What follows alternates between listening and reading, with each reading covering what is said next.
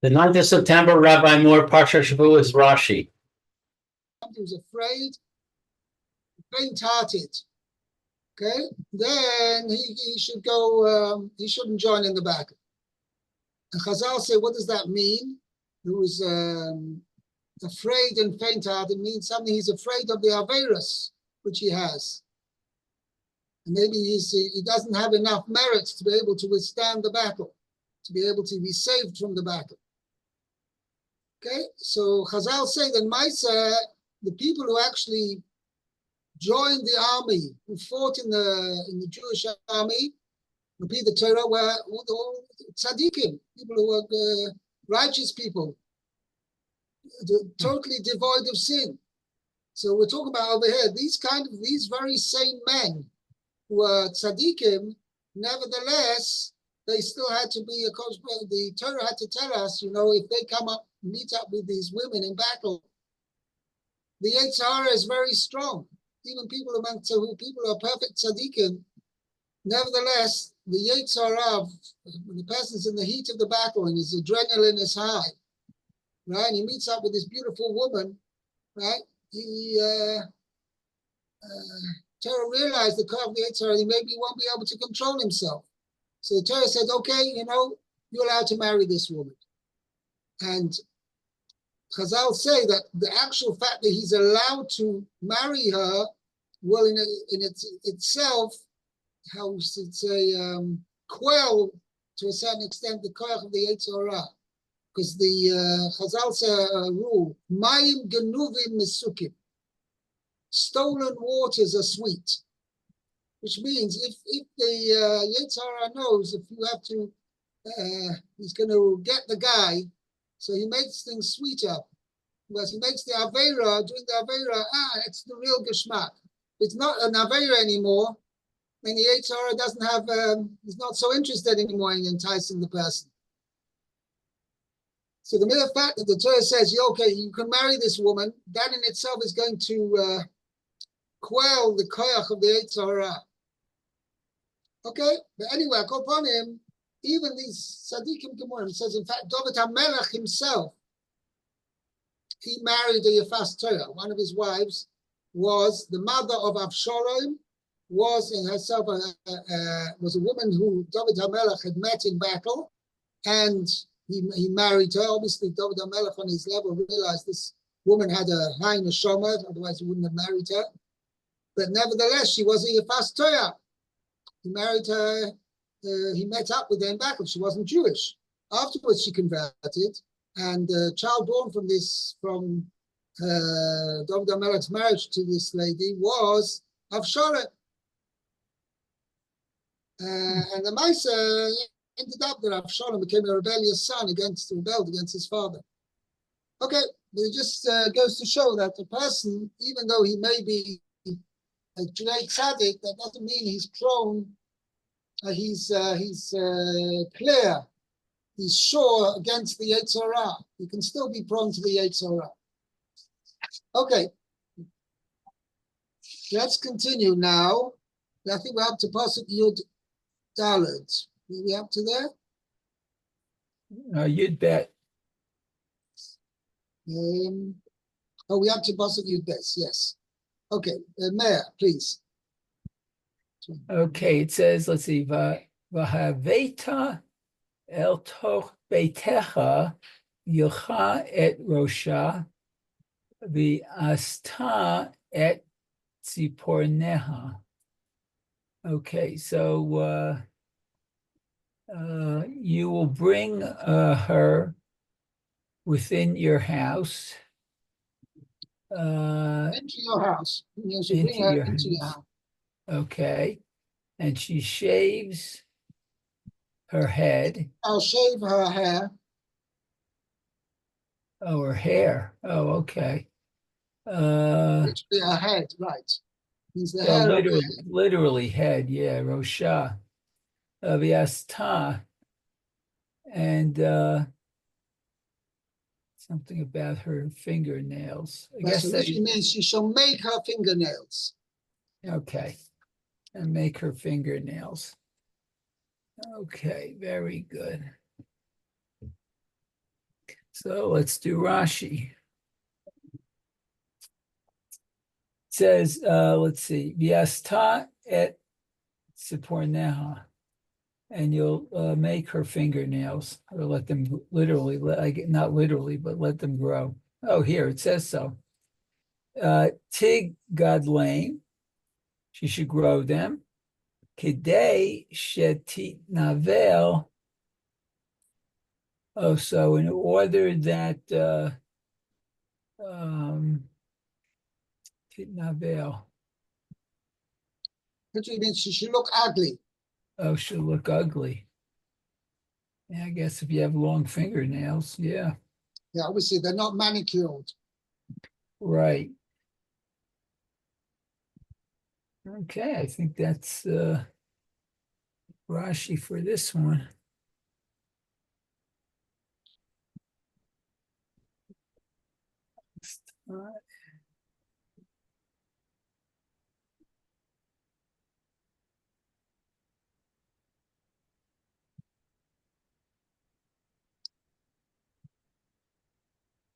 Okay, so let's go Right. on to Pasuk Yud Gimel. So Rashi's pointing out, but also says Tiponel means she should make them into the Mepharshim explain it means to make them to the desired state, i.e., that she should look ugly.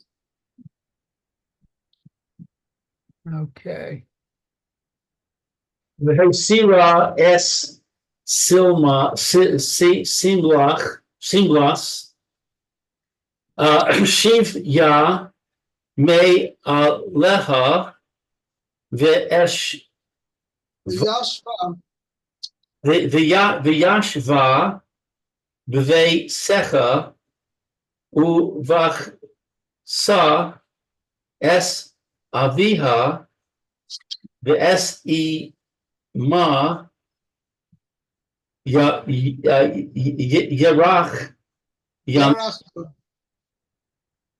Pardon? yeah, Yerach, the emphasis is on the Yud.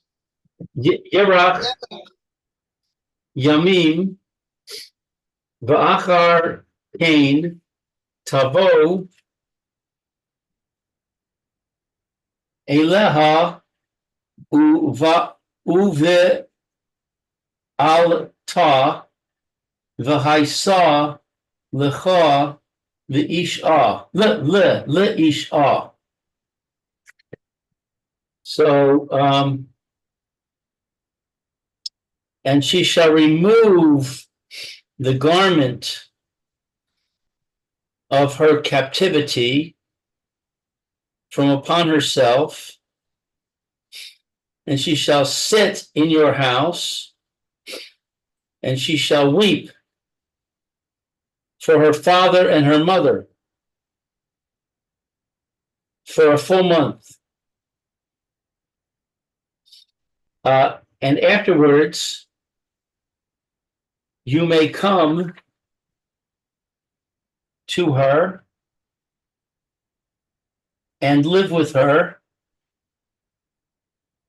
and she shall be a wife to you. Right. She shall be your wife, basically. Should be to you as a wife.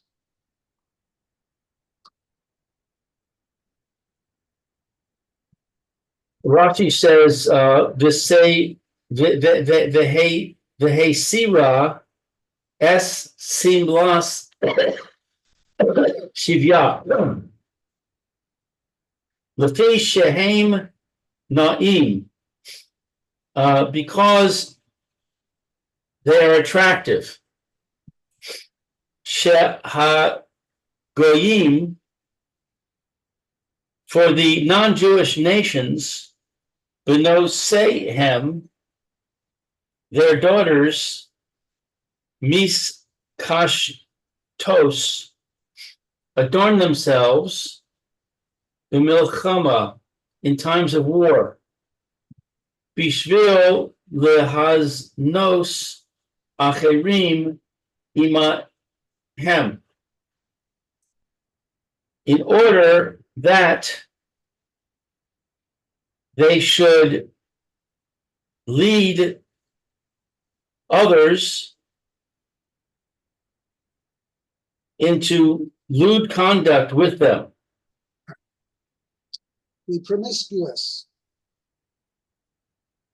Okay? And that's why, therefore, they go into battle all dolled up, as they say.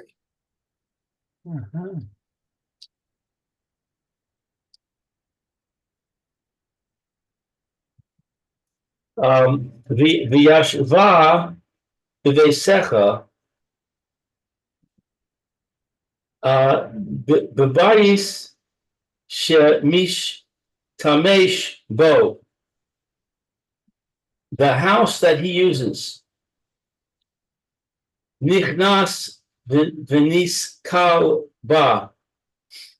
He enters and he encounters her. Seitzei v'nis kal ba. He leaves and he encounters her. Ro'eh viv chi yasa. He sees her while she is crying. Ro'eh v'ni'ulah. He sees her in her defacement.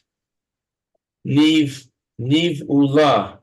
Nibula, in her, how should I say it? What defacement means. Yeah, defacement means he sees her in her ugly state. Her happy state? No, her ugly state. Ugly state. He sees her in her ugly state. Kedei she tis ganeh alav. So that she will be disgusting to him. Uvach sa es aviha. Kol kach lama. Why so much? Kedei shetehei bas Yisrael semecha. So that the Israelite daughter should be joyful. Right. The Jewish girl, the Jewish woman should be happy, and this one he wants to marry, excuse me, using the term shikta, right? But this is non-Jewish lady he wants to marry. She's all sad now. Basically, the Torah is interested in getting out of his mind. He would prefer to marry this lady than a Jewish woman. So we say, okay, you want to marry this non-Jewish woman, you've got a desire for her, right? So she has to go through a process now. And we're going to make this non-Jewish lady look ugly, and the Jewish women are going to look nice, pretty. And as it goes on, Basiso miskashetes v'zu misnaveles. Right, the Jewish woman is can anoint herself and how should we say,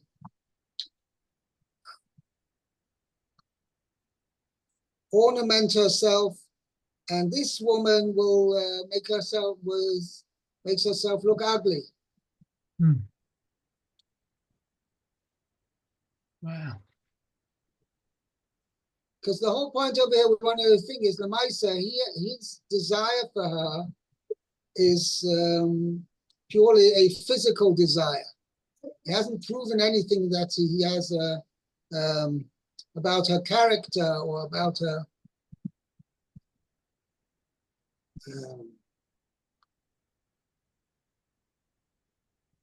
behavior to show that she's a good wife for him. All he's seen her in battle and she's all been doled up. So his lust has been aroused. So that's why he wants to marry her. But it's not necessarily a true love for her.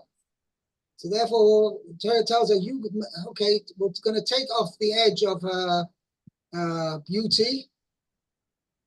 Okay, and her physical beauty is going to be lessened, right, as a result of having to make her grow her nails, and she's got to wear drab clothing, and she's got to weep for her parents. So we're going to take off. She's not going to be in such a fancy physical state.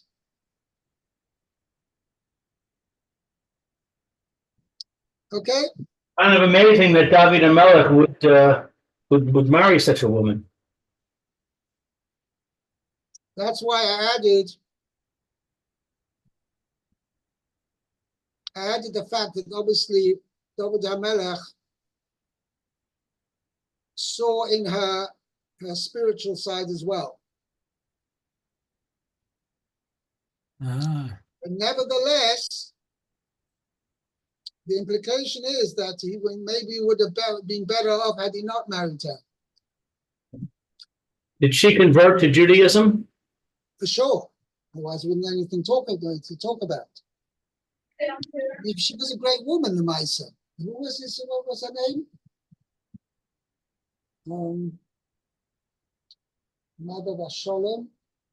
It's mentioned in the Haftarah of.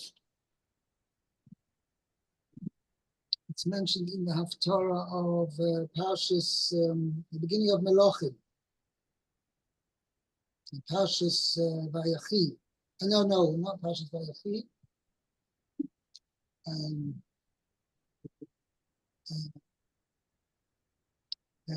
Parshas Chayei Sarah. Haftarah Parshas Chayei Sarah. If you want to look it up in a second, just 1 second. I'm going to open this up over here.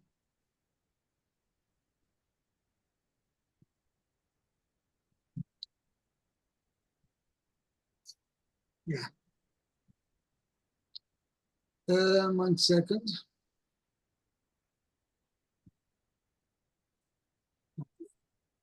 Yeah. Okay. What am I going to look up over here? Haftarah.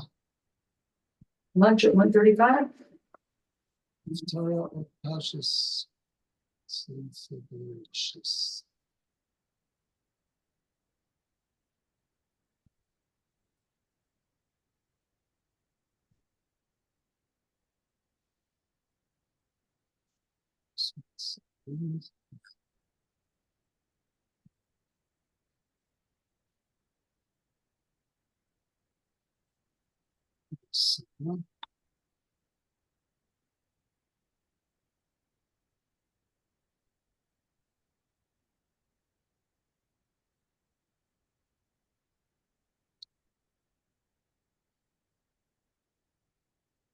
It doesn't actually mention, yeah. It says no, I'm sorry. It just says, Rashi mentions it there. The apostle doesn't actually mention who his mother was.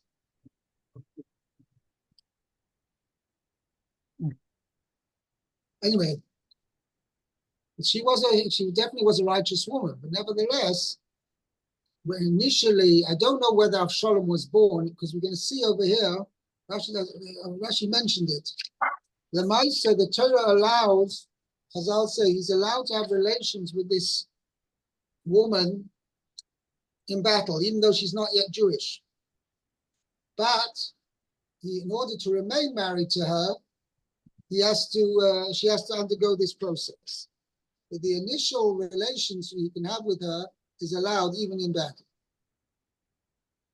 Because that's the pasuk in Yudar, pasuk 11 implies. It says, you take her for a wife. That means having relations with her. But he's only allowed to have relations with her one time, and subsequently, in order to remain married to her, she has to go through this whole process. Okay? You're saying he can have relations with her on the battlefield? Well, whatever, in the vicinity of the battlefield. So she goes to the mikveh? No. But there's no din nida by a goy.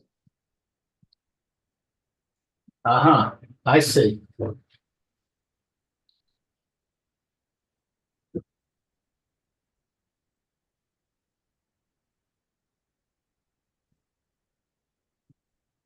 Okay?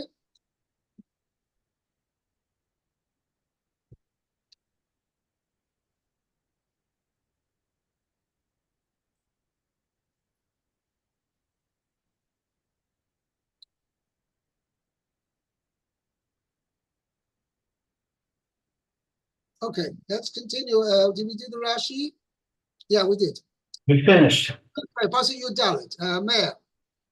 Okay, it says, "V'haya imlo chafatzta ba v'shilachta l'nafsha u'makor lo timkerena v'kasef lo titamer Menek Vakosef, comma, that's like a thing. Lo Samer Ba, tachat asher anita." Inicha. Oh, inita. Okay. So if you don't want her, you should send her nafsha, I guess, by herself. Yeah, That means you set her free. set her free. Okay. And you cannot sell her for kesef, for money. And titamer, should not burden her. Means he mustn't use her as a slave. Oh, as a Must not use slave. her as a slave. Oh, okay. Because you have Anita, that's afflict her. You afflicted her. No, on the contrary, because you've had relations with her. Oh. No, Share it's Ani. not afflicted. The Lashon Inisa means Lashon Oina. Oh, that's not like Enoi or whatever. Oh, No, okay. here means it's an expression of marital relations. Oh, okay. Sherok susava oinasa lo sigro. We have in Parshas Mishpatim. Uh-huh. Okay. It Very can good. mean in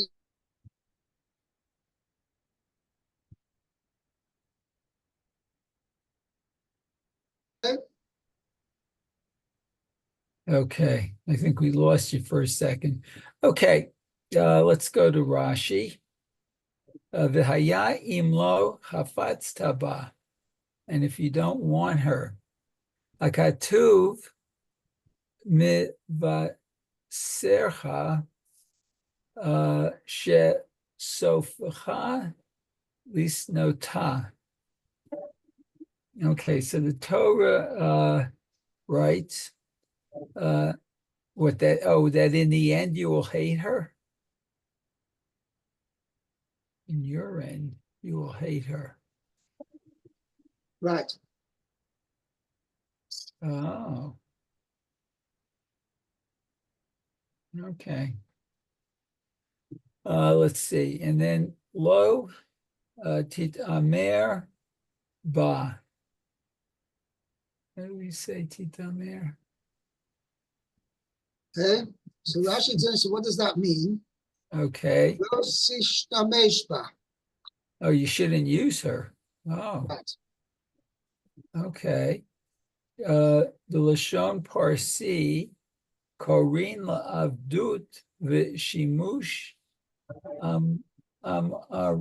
amara. Imra'a. Imra. Oh, Imra. Okay.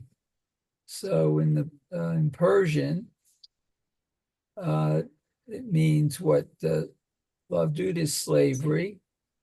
Shimush.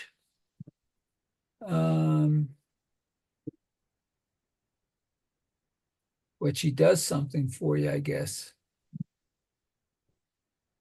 Shimush amra. Yeah, la'avdus, servitude v'shimosh, and how do you translate the second word? Let me see how I translated that. servitude, slavery and servitude. Oh, slavery and servitude. Okay. Misodo shel Rabbi Moshe. It's called imra'ah. Imra'ah. Okay. And It ends up, I learned this from the Yesod of Rabbi Moshe Hadarshan. oh, okay. Okay? Rabbi Moshe Hadarshan wrote a book on grammar called Hayesod. And Rashi uses that many times as a basis for understanding the pasuk, for his explanation of the pasuk. Hmm. Okay? Right. Okay. Now, okay, let's go on to the next section. Luke, pasuk 15. Let's see. Ki Sienna Laish Shete Nashim Ha'achas Ahuva Ve'achas Senua V'yaldu Lo Banim Ha'ahuva V'hasenua Ve'haya Habein Habechor Las Li'ah. If a man will have two wives, one beloved and one hated, and they bear him sons, the beloved one and the hated one, the firstborn son will be born to the hated one. No Rashi on this one. Haya bayom hanechilo es banav es asher yiyeh lo yuchal levaker es ben ha'ahuva al pnei ben hasenua habechor. Then it shall be on that on the day that he causes his sons to inherit whatever will be his, he cannot give the right of the firstborn to the son of the beloved one ahead of the son of the hated one, the firstborn. Yeah. Rashi on that one. Ki es habechor ben ha-senua yakir lases lo pi shinayim b'chol asher yimatzei lo ki hu reishis ono lo mishpat habechorah. Rather, he must recognize the firstborn son of the hated one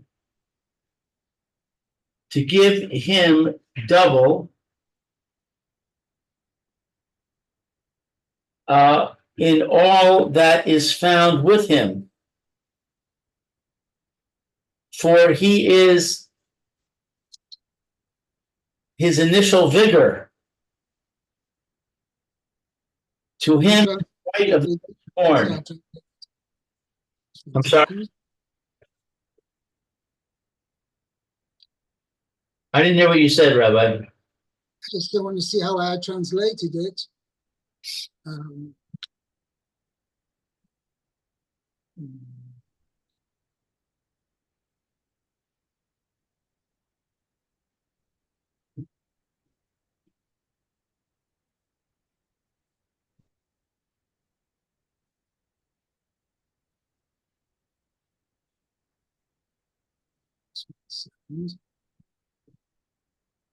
Just a second.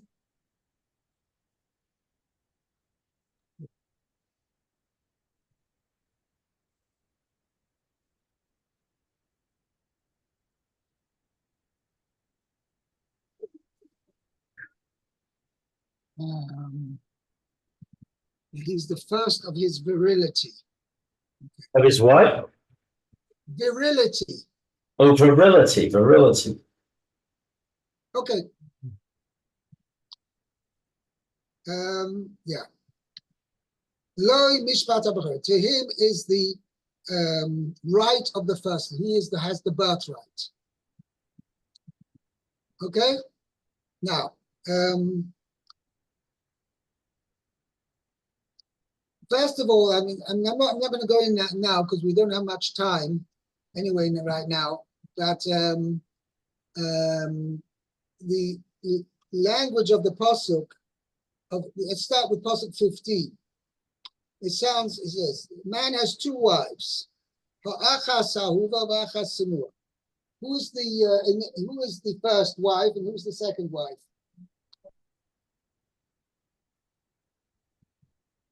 Okay, sounds like okay. Initially has a beloved wife, and then in addition he has a hated wife. Okay, now this follows with what Rashi mentioned before, is that this second hated wife is the Yafas Torah. Means he was married to a nice Jewish girl, and then he was obliged to go to the army, and in the battle he comes back with another Goysha lady. Okay, and he marries her, but she's eventually, Rashi says, he's going to end up hating her. He's going to hate her. Okay? Mhm. Now, and they give birth. Right? The beloved one and the hated one. Who gave birth first? Hated one. Sounds like that the beloved one gave birth first. Oh. That's the order. Otherwise, we said the older Levonim are Asnu of Ahuva. Right? If he mentions that Ahuva gave birth, the beloved wife gave birth first. And then Pasuk says, and then the firstborn belongs to is from the hated wife.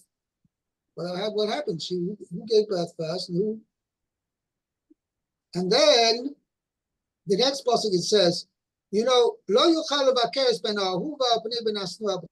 can't make the beloved son, the son of the beloved wife, make him the firstborn over the son of the hated wife. I mean, like, you're going to change facts? What's the Havamina should be able to change facts? Who's the firstborn? Who's born first? Why are you saying that he's born first? Just because that's the order in which it states it in the pasuk? Yeah. And in addition, why should the Torah have to come along and tell you? You should know. Don't think you can make the son of the beloved wife, the firstborn, over the son of the hated wife, because the real Bechor is the son of the hated wife, and you shouldn't think otherwise. Time is going to run out in a few seconds. Anyway, Akopanim, we'll maybe discuss it next time in the context of this Rashi and Pasuk 17 as well. We'll see. Have to see Rashi still, but we'll see for next time. Okay. Very good. Thank you. Great day, everybody. Hey, have a good day. Yishkaya.